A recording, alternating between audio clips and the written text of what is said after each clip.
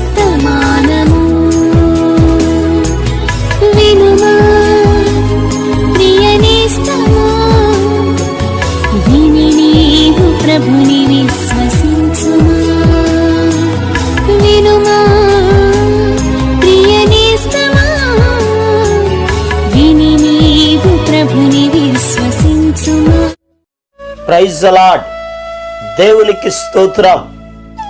అనుదిన మన్నా అను ఈ ఆధ్యాత్మిక కార్యక్రమాన్ని వీక్షిస్తున్న ప్రియ సోదరి సోదరులారా, మన ప్రభువును రక్షకుడునైన యేసు క్రీస్తు అతి శ్రేష్టమైన నామములో మీ అందరికీ శుభాలు వందనాలు తెలియచేయుచున్నాను.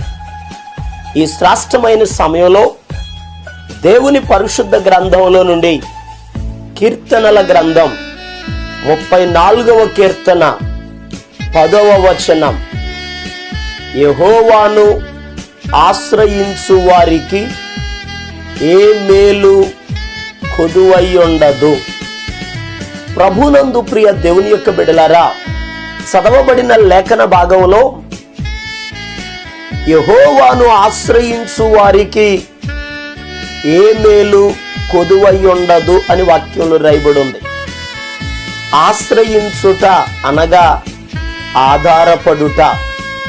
ఈ భూలోకంలో కొందరు బంధువుల మీద ఆధారపడతారు, కొందరు బలము మీద ఆధారపడతారు, కొందరు ధనం మీద ఆధారపడతారు, కొందరు పిల్లల మీద ఆధారపడతారు, కొందరు వారికి ఉన్న ఆస్తుల మీద ఆధారపడతారు, కొందరు నాయకుల మీద ఆధారపడతారు. ప్రియ దేవుని బిడ్డలారా, ఈ లోకములో ఎవరెవరి మీదో మనం ఆధారపడితే మనం మేలు పొందుకోలేం, మోసపోతాం. వాక్యంలో రాయబడి ఉంది, మనుషులను నమ్ముకొనుట కంటే యెహోవాను ఆశ్రయించుట మేలు అని దేవుని వాక్యంలో రాయబడి ఉంది. రాజులను నమ్ముకొనుట కంటే యెహోవాను ఆశ్రయించుట మేలు అని వాక్యంలో రాయబడి ఉంది. ప్రియ దేవుని బిడ్డలారా, మనం ఆశ్రయించాల్సింది, మనం ఆధారపడవలసింది, మనం నమ్ముకొనవలసింది దేవుని మీద. ఆయనను నమ్మినప్పుడు, ఆయన మీద ఆధారపడినప్పుడు మేలు పొందుకుంటాం. సొలొమోను గారు సామెతల గ్రంథం 16వ అధ్యాయం 20వ వచనంలో ఒక అద్భుతమైన మాట రాయబడి ఉంది, యెహోవాను ఆశ్రయించువాడు ధన్యుడు అని వాక్యంలో రాయబడి ఉంది. ప్రియ దేవుని బిడ్డలారా, మనం దేవునిని ఆశ్రయించాలి. ఆయన ఆశ్రయించినప్పుడు మేలును పొందుకుంటాం. ఆయన ఆశ్రయించినటువంటి వారి కొరకు ఆయన సిద్ధపరిచిన మేలు ఎంతో గొప్పది అని వాక్యంలో రాయబడి ఉంది.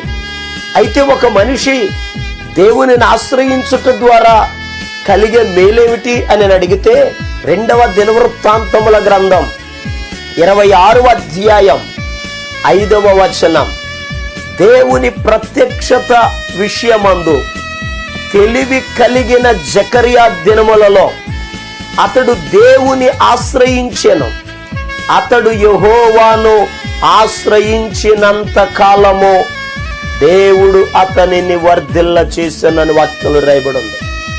ప్రియ దేవుని బిడ్డలారా, చదవబడిన లేఖన భాగంలో ఉజ్జియా అనబడినటువంటి ఒక రాజు ఉన్నాడు. ఈ రాజు దేవునిని ఆశ్రయించాడు. అతడు దేవునిని ఆశ్రయించినంత కాలము దేవుడు అతనిని వర్ధిల్ల చేయడం ప్రారంభించాడు.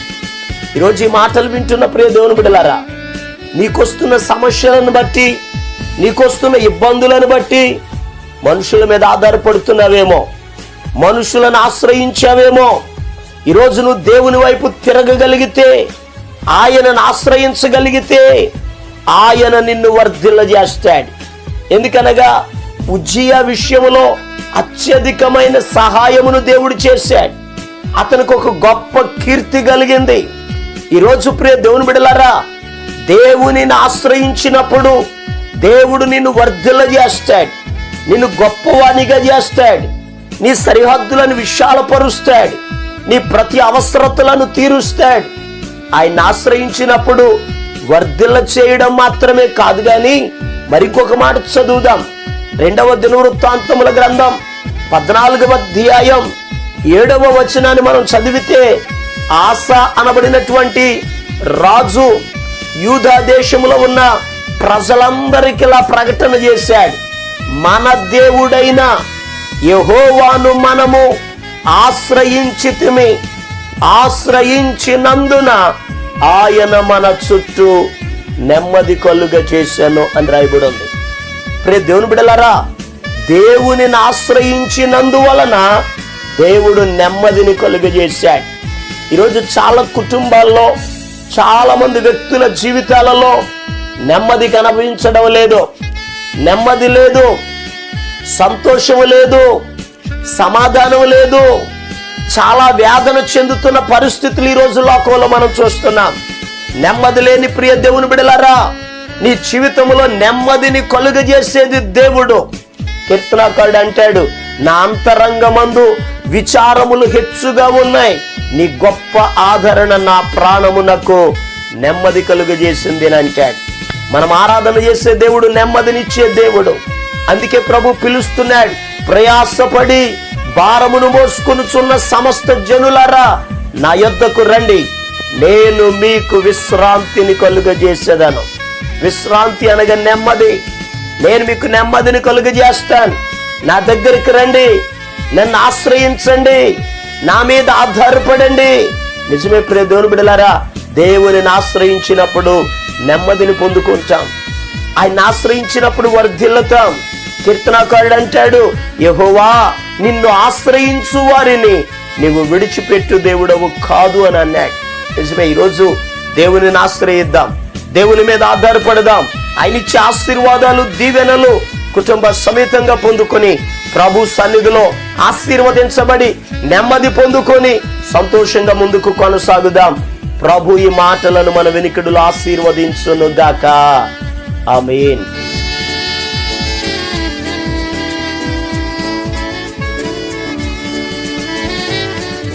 పరిశుద్ధుడును జీవం కలిగిన మా పరమ తండ్రి, ఆశ్చర్యకరుడు అయిన మా యేసయ్యా, నీకు వందనాలు అయ్యా. ఈ శ్రేష్టమైన సమయంలో ప్రత్యేకమైన రీతిలో ప్రార్థన చేస్తూ ఉన్నాను. గొప్ప కార్యాలు, ఆశ్చర్య కార్యాలు, మహత్తైన కార్యాలు చేయగలిగిన మా దేవా, నీ బిడల జీవితాల్లో నీ కార్యాలు జరిగించండి అయ్యా. నీ బిడల యొక్క ప్రతి అవసరతలను తీర్చండి.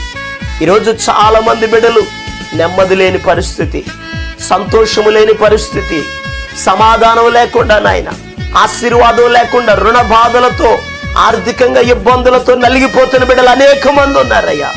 అయ్యా, ఈ మాటలు వినుచున్న ప్రతి బిడ్డ జీవితంలో నీ కార్యములను మీరు జరిగించండి. నీ బిడ్డలను మీరు ఆశీర్వదించండి, సరిహద్దులు విశాలపరచండి, నూతనమైన నీ కార్యాలు జరిగించండి. యేసు నామములో అయ్యా ప్రతి కుటుంబం ఆశీర్వదించబడునుగాక ఆజ్ఞాపిస్తున్నాను. గొప్ప కార్యములను చేసి మహిమ, ఘనత, ప్రభావాలు మీరే పొందుకొనమని యేసు క్రీస్తు అతి పరిశుద్ధమైన నామం పేరట ప్రార్థన చేసి అడిగి పొందుకొని ఉన్నాము తండ్రి. ఆమేన్. మన ప్రభు అయిన యేసు క్రీస్తు కృప మీకు తోడుగా ఉండి నడిపించును గాక. ఆమేన్. ఈరోజు పుట్టినరోజు మరియు పెళ్లి రోజు జరుపుకుంటున్న వారికి సీసలి మన్నా చర్చి తరపున మా కుటుంబ పక్షముగా మీకు శుభాలు తెలియపరుస్తున్నాం. May God bless you. దేవుడు మీకు తోడుగా ఉండి మిమ్మల్ని ఆశీర్వదించును గాక. దయచేసి గమనించండి, మీ కొరకును మీ కుటుంబం కొరకును దేవుడు మిమ్మలను అభివృద్ధి పరచాలని నిత్యము మేము ప్రార్థన చేస్తున్నాం. ఏమైనా ప్రార్థన అవసరతలు ఉన్న యెడల ఈ స్క్రీన్ మీద కనబడుతున్న నెంబర్కి ఫోన్ చేసి తెలియపరచండి.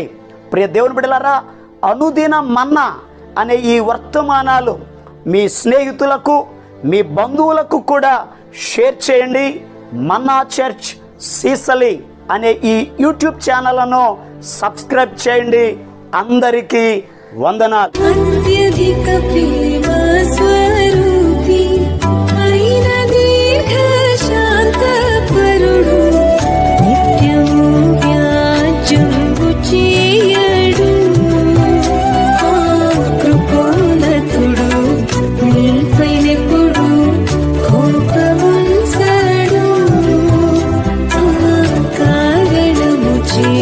దేవ సంస్తుతి చేయగా